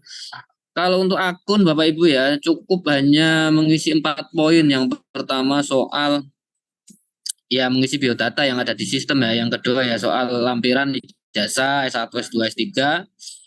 Yang ketiga soal jabatan fungsional, SK jabatan fungsional. Yang keempat kartu NIDN. Itu saja. Kalau bagi yang dosen, bagi yang selain dosen atau fungsional lainnya tetap hanya 3 itu. Jadi kartu dosennya tidak usah, tapi SK yang dikeluarkan, Japung yang dikeluarkan semua tadi menyebutkan ada fungsional lainnya seperti peneliti atau yang ada di perpus itu fungsional apa Pak? Pustakawan ya. Pustakawan. Itu iya, pustakawan itu bisa mendaftarkan akun, tapi dengan syarat SK itu dikeluarkan oleh Kopertais ya Pak. kalau untuk yang PTKIS ya, kita tidak menerima SK apapun yang dikeluarkan oleh yayasan atau kampus dalam hal ini sebagai fungsional lainnya. Tidak bisa ya, semuanya kita berdasarkan pada Kopertais. Kalau di PTKS, kalau di PTKIN silakan regulasinya apa yang kira-kira kalau fungsionalnya itu biasanya rektor bisa. Tapi kalau khusus yang di PTKIS, bahwa fungsional lainnya tetap yang dilampirkan adalah SK jabatan fungsional semua pustakawan yang dikeluarkan oleh Kopertais. Mungkin itu Pak Basit tanggapan ya. Saya kayaknya sih sudah semua kalau harus ke atas semuanya Basit. Itu terima kasih Bapak Ibu. Oke, ada sedikit tambahan. Ini terkait dengan award di BIB. BIB itu kan ada degree dan non-degree, Pak. Jadi kalau yang degree itu tidak bisa akses Litap Dimas karena itu kan tugas belajar. Jadi tugas belajar itu tidak bisa. Kalau yang non degree itu masih bisa. Yang tahun kemarin itu PKDB masih bisa, Mas Rohul ya. Yang tahun kemarin itu PKDB masih Iya, bisa. PKDB itu yang bukan masuk kategori bantuan ya, tapi itu kegiatan. Jadi masih kegiatan. jadi dari pihak Ijen masih memperbolehkan. Gitu, Pak. Nah, itu non degree ya. Artinya itu kegiatan short course ataupun yang lainnya yang dibiayai oleh non degree itu masih bisa. Kalau degree itu berarti yang bersangkutan itu tugas belajar. Kemudian yang kedua terkait dengan awalnya menjadi dosen dengan pangkat lektor. Setelah diangkat jadi P3K, kemudian menjadi asisten ahli. Ini dasarnya adalah SK terakhir. Jadi Bapak Ibu kalau tadinya lektor kemudian jadi asisten ahli maka silakan dibaca juknisnya untuk porsi asisten ahli itu di mana mengajukannya. Ini ada pembinaan kapasitas dan seterusnya, ini ada di sana, monggo diakses, dibaca juknisnya. Kemudian apakah lektor itu bisa pengajuan mandiri atau sendiri? Monggo dibaca juknisnya. Ini ada yang lektor bergelar doktor, ada yang tidak bergelar doktor. Ini itu juga sudah ada ketentuan detailnya. Ini mohon Bapak Ibu sekali lagi dibaca juknisnya. Karena tahun kemarin karena tidak baca juknis, kolaborasi asal kolaborasi sehingga auto ditolak Bapak Ibu. Sehingga ini kan sangat merugikan bagi Bapak Ibu sekalian. Kemudian tidak ada contoh dokumen Bu, format proposal untuk Litap Dimas. Silakan buat proposalnya Bapak Ibu. Tadi kan sudah ada unsur 5 unsur prioritas. Itu ada novelty, itu kan ada dan seterusnya, itu silakan dibaca. Ini PowerPoint sudah di-share oleh Mas Rohul. Kemudian tidak ada template ya Bapak Ibu sekalian. Kapan kita bisa mulai buka seleksi penelitian tahun 2024? Silakan untuk PTKIN. Silakan dibuka untuk PTKIN. Tadi sudah ditegaskan untuk pusat, Satker pusat, itu nanti ada pengumuman kembali. Jadi ada surat edaran untuk pembukaannya. Mudah-mudahan tetap di tahun ini Bapak Ibu sekalian. Jadi aturan SBK itu harus sebenarnya harus ada SK nomine di H-1 atau di tanggal 31 Desember di tahun 2023 untuk bantuan anggaran 2024. Ini karena ada beberapa hal pertimbangan sehingga agak terlambat, maka silakan PTKIN membuka seleksi atau membuka submit proposal, kemudian berkoordinasi dengan pengembang. Dalam hal ini Mas Anwar Dhani untuk PTKIN, yang penting sudah berjalan. Jadi proses seleksinya berjalan. Kemudian reviewer tahun depan masih bisa menggunakan jasa dari Kemenak. Reviewer tahun depan ada seleksi, sepanjang itu seleksinya itu belum dilakukan dan belum ada kebijakan baru, bisa menggunakan reviewer yang lama. Jadi silakan menggunakan reviewer yang tahun ini, tahun lalu, sepanjang sebelum keluar kebijakan baru terkait dengan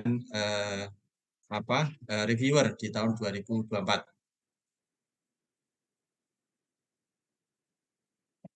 Kemudian juknisnya silakan diakses Bapak Ibu di Litap Dimas. Ini doktor belum serdos bisa mengurus pangkat lektor kepala Pak. Ini ranahnya di ketenagaan. Silakan Bapak Ibu bertanya kepada Subdit di ketenagaan. Kemudian ini kapan aplikasi Litab Dimas dibuka? Silakan yang PTKIN menghubungi Pak Anwar Dhani selaku pengembang aplikasi Litab Dimas kapan itu mau dibuka untuk masing-masing Satker PTKIN. Saya kira itu saja Bapak Ibu sekalian. Ini ada yang raise hand, ada Pak Prayoga. Silakan Pak Prayoga.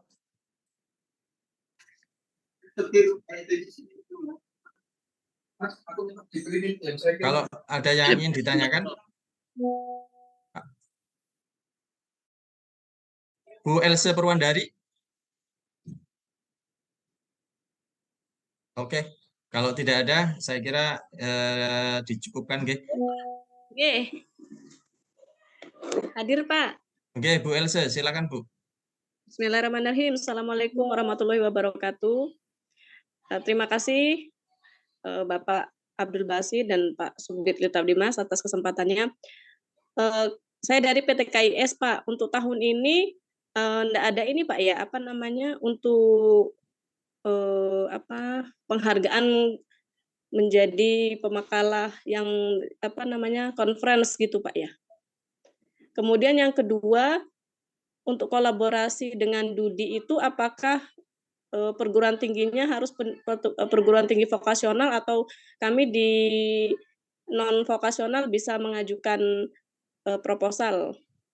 Itu saja 2 pertanyaan. Terima kasih. Wassalamualaikum warahmatullahi wabarakatuh. Waalaikumsalam warahmatullahi wabarakatuh. Untuk penghargaan karya atau riset terbaik biasanya dilakukan 2 tahunan, Bu. Di biannual riset result itu BCRR itu rencana di tahun 2024. Nah, skemanya apa nanti bentuknya nanti insya Allah akan kita skemakan. Kemudian proposal yang berkolaborasi dengan Budi, silakan Ibu, berarti Ibu PTKIS nanti bisa diajukan di Litab Dimas, tapi di Satker Diktis, Bu, ya. Tapi ini belum dibuka. Ya, di Satker Litab Dimas belum dibuka, nanti ada edaran kembali untuk Satker pusat. Nah, ini lebih kepada Satker di PTKIN. Lanjut Bu Rosdialena.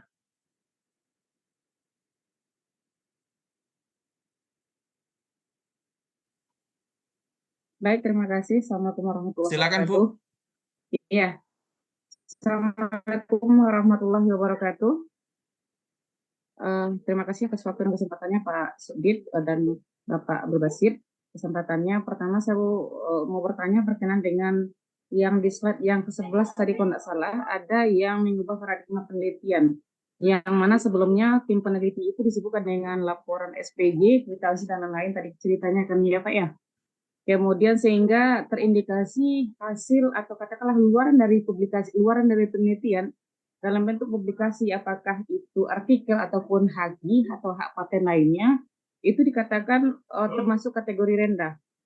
Nah, untuk tahun 2024 ini tadi ada ceritanya tentang black grant ya, dana diberikan dalam bentuk block grant, artinya block grant.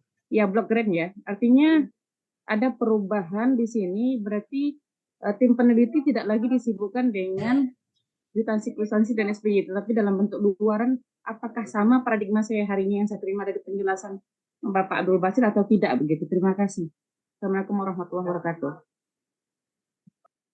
Silakan nyambung ke Pak Putra, Pak Dr. Putra. Pak Dr. Putra yang raise hand. Assalamualaikum warahmatullahi wabarakatuh. Oke, Ya, Pak. Monggo. Di sini saya lihat banyak pertanyaan yang belum terjawab, Pak. Termasuk PTKIS susah menghubungi admin di pusat, Pak. Mungkin bisa dibantu, Pak, untuk memberikan nomor kontak yang bisa dihubungi oleh PTKIS. Kemudian juga proses pendaftaran itu terkesan agak susah bagi PTKIS, Pak. Nah, karena terkadang lama di-approve dan lain-lain, mungkin ini bisa jadi masukan juga agar PTKS lebih dipermudah, Pak. Terima kasih. Assalamualaikum warahmatullahi wabarakatuh. Pendaftaran apa Pak yang susah Pak maksudnya? Litap Dimas sampai di-approve gitu, Pak. Sampai disetujui dan bisa mengakses. Mendaftarkan ID Litap Dimas? Iya, sampai bisa mengakses bantuan penelitian ini. Oke, baik Ibu Dialena, bahwa yang paradigma yang lama menggunakan SBM itu peneliti itu banyak disibukkan untuk mengumpulkan bukti-bukti kwitansi atas penggunaan dana yang diberikan. Nah ini basis pemikirannya ketika sudah selesai kwitansinya lengkap sesuai dengan jumlah bantuan yang diberikan, ini kemudian berpotensi abai untuk melengkapi atau menghasilkan luaran, baik itu jurnal maupun buku. Memang ya tidak semuanya, tetapi dengan kebijakan SBK, standar biaya keluaran, itu peneliti tidak banyak disibukkan oleh pengurusan kwitansi. Jadi hanya SBK, hanya SPTJP, Bu. Jadi dana itu digunakan untuk apa saja, untuk perjalanan, untuk narasumber, dan seterusnya yang diperbolehkan oleh ketentuan.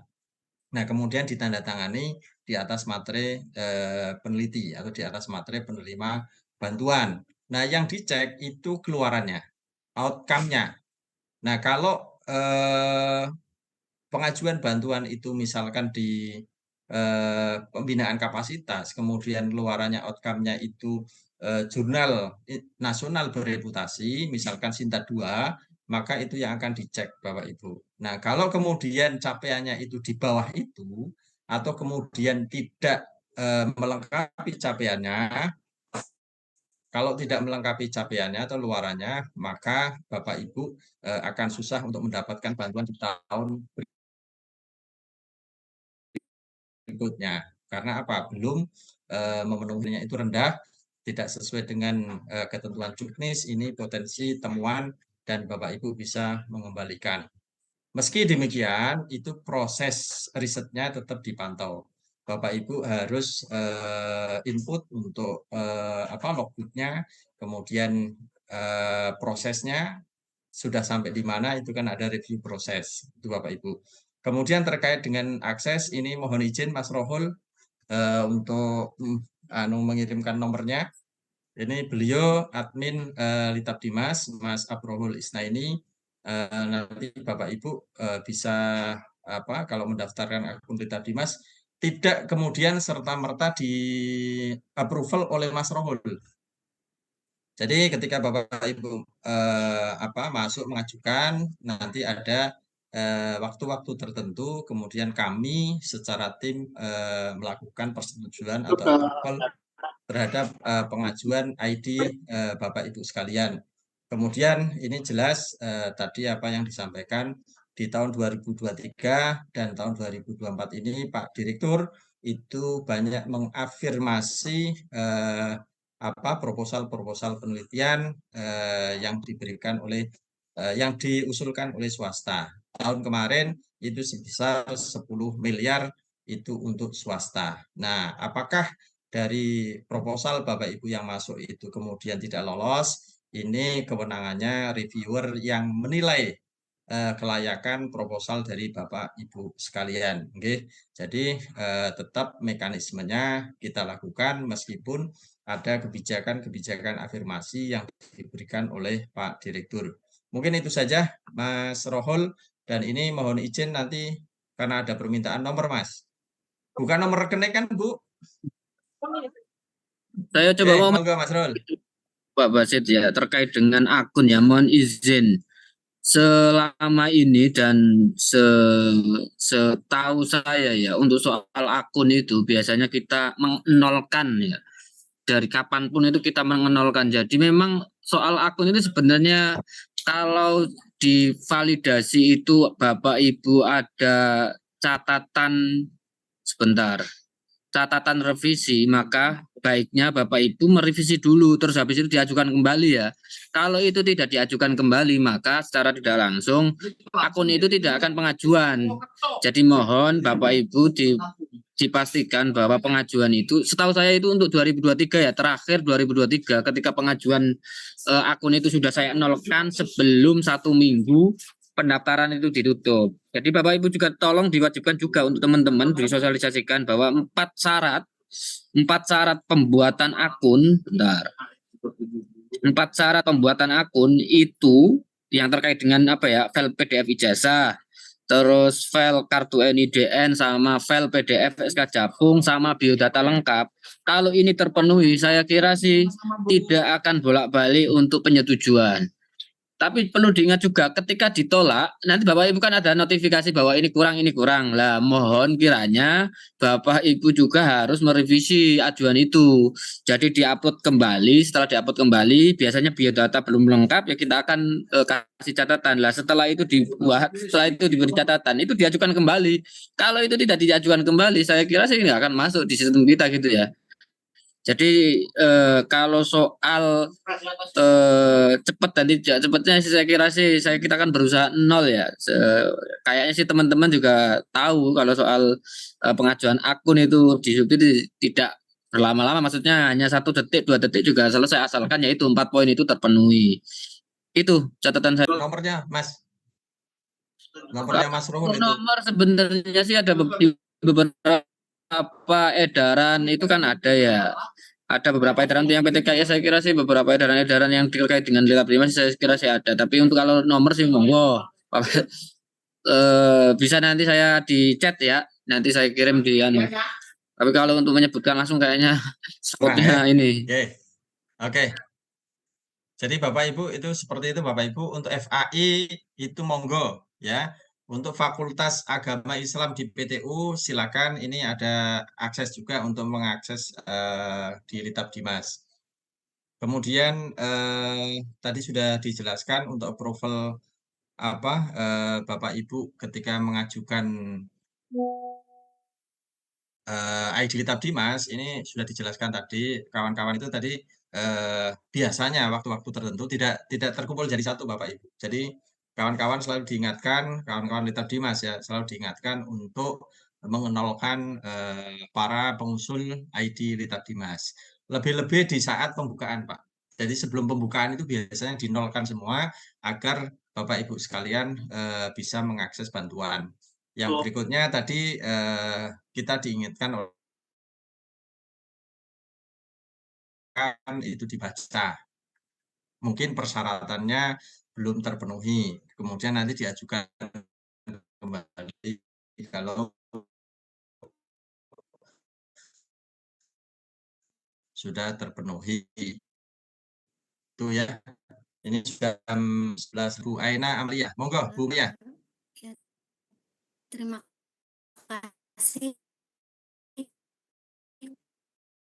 Pak Basit. Bismillahirrahmanirrahim. Assalamualaikum warahmatullahi wabarakatuh. Terkait ada, halo, kedengaran ya? Itu kan Pak, ada ketentuan waktu gitu Pak. Paling lambat seumpama seperti kapasitas 2 tahun setelah penerima dana bantuan gitu. Dihitungnya itu kah seumpama 2024 sama 2025 atau berakhirnya bantuan dari 2024 itu berarti 2025, 26 atau gimana? Terima kasih Pak. Bu Aina Amalia. Bu Amalia, Bu Aina. Oke, 2 tahun dari. Assalamualaikum warahmatullahi wabarakatuh. Tadi masih di-unmute Pak. Terima kasih waktunya.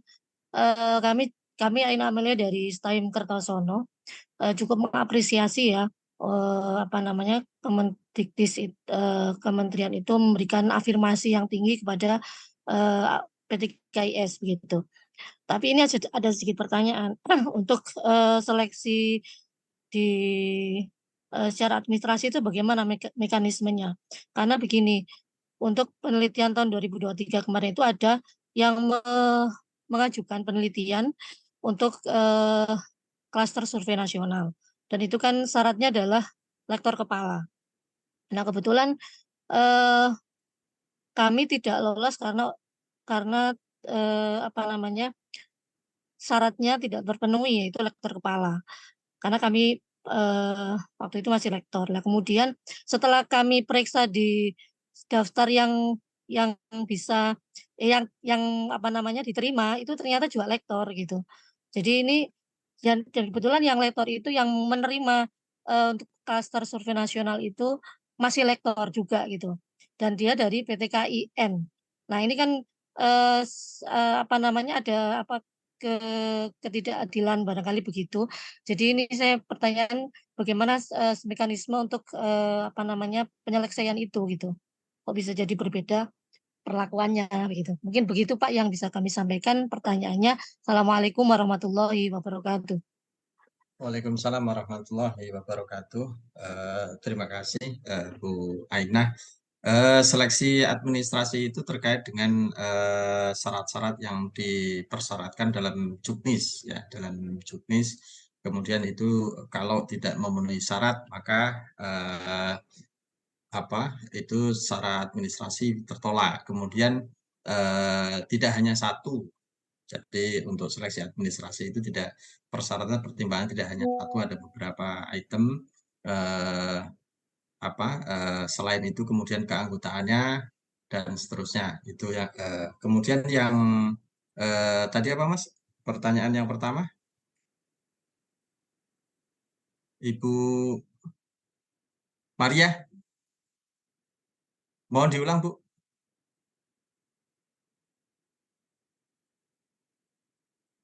Unmute Bu. Halo, ini Pak terkait dengan tenggang waktu gitu. Oh, oke. Ya, nah itu Terkait dengan waktu itu 2 tahun setelah penerimaan dana penelitian. Jadi Ibu di transfer perolehannya itu di bulan apa, nanti di 2 tahun berikutnya. Ya, di dua tahun berikutnya itu berarti kalau ini terima di Desember ya di 2 tahun berikutnya itu terakhir Ibu memenuhi outcome yang dipersyaratkan dalam ketentuan. Itu nggih.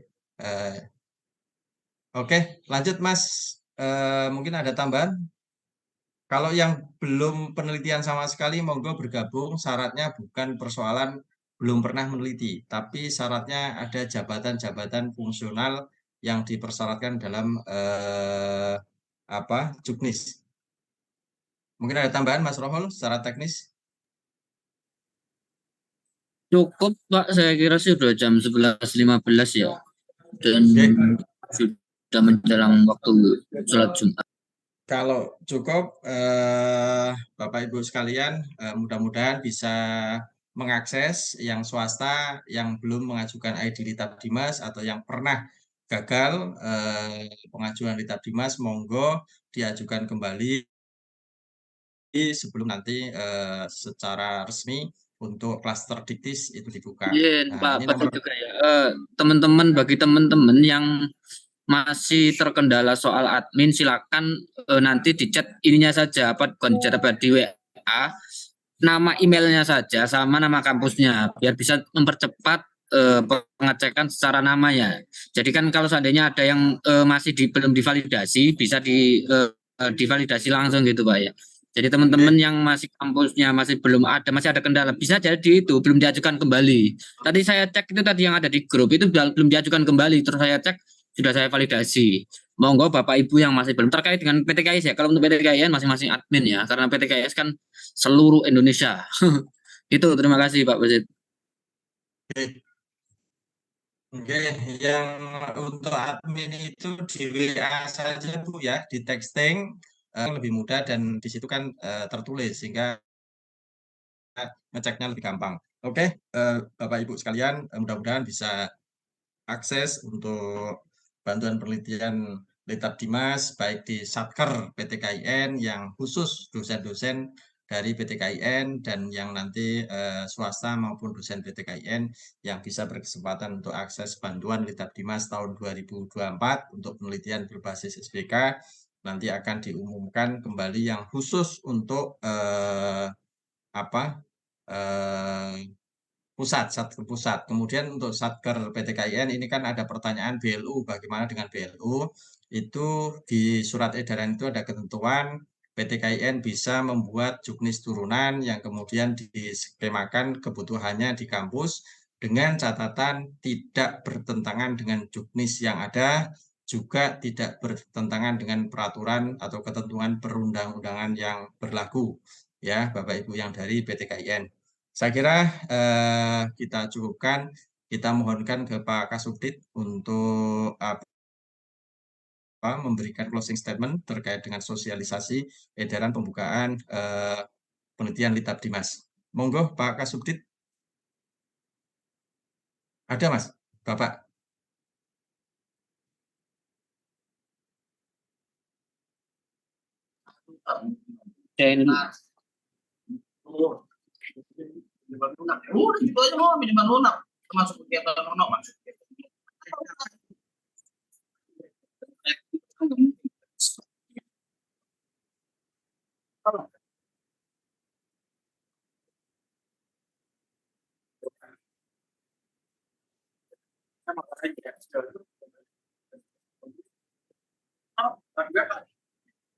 Monggo Pak Basit bisa ditutup langsung, Bapak masih ada Zoom. Tadi udah ke sini. Ibunya udah. Oh iya, Bapak Ibu sekalian, saya kira informasi-informasi yang sudah kita berikan dan di pertengahan Desember di tahun ini, di akhir tahun ini kita sudah memberikan kesempatan pembukaan penerimaan proposal, terutama yang saat ini untuk PTKIN dan nanti untuk PTKIS nanti akan dibuka di tingkat Diktis, menunggu edaran kembali. Silakan disiapkan proposal dan timnya dengan sebaik-baik mungkin, dan mudah-mudahan Bapak Ibu sekalian bisa mengakses dan mendapatkan bantuan riset berbasis SBK di tahun anggaran 2024. Baik Bapak Ibu sekalian, sekali lagi terima kasih kepada Pak Kasubdit yang sudah membuka pertemuan ini, Mas Rohul dan timnya, serta Bapak Ibu sekalian sudah meluangkan waktu dan pikiran untuk bergabung dalam Zoom sosialisasi pembukaan penerimaan proposal bantuan penelitian Litab Dimas di tahun anggaran 2024. Saya kira kita cukupkan pertemuan Zoom pada siang hari ini. Mudah-mudahan pertemuan ini memberikan keberkahan dan kemanfaatan bagi kita semua. Mari sama-sama kita tutup pertemuan ini dengan bacaan umul kitab ala hadiniyah wa ala kulli niyatin sholihah bihaqqi wasiril Fatihah. Bismillahirrahmanirrahim. Ya. Amin amin amin ya rabbal alamin. Mudah-mudahan pertemuan pada siang hari ini memberikan kemanfaatan bagi kita semua. Terima kasih sekali lagi. Akhirul kalam, wallahul muwaffiq ila aqwamit thoriq, wal afu minkum. Assalamualaikum warahmatullahi wabarakatuh.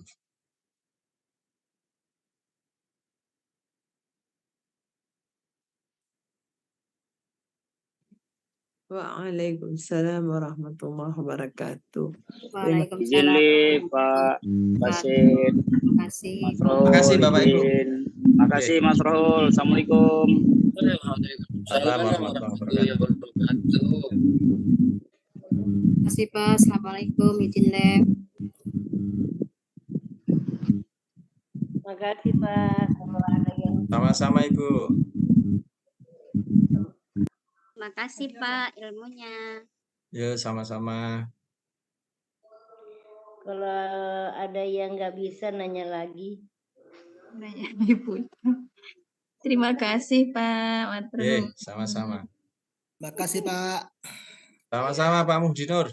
Pak. Sehat ya. Semoga proposalnya segera jadi Pak. Amin. Amin amin Bu Eni. Ya Allah. Ya, sampai kapan tuh Pak?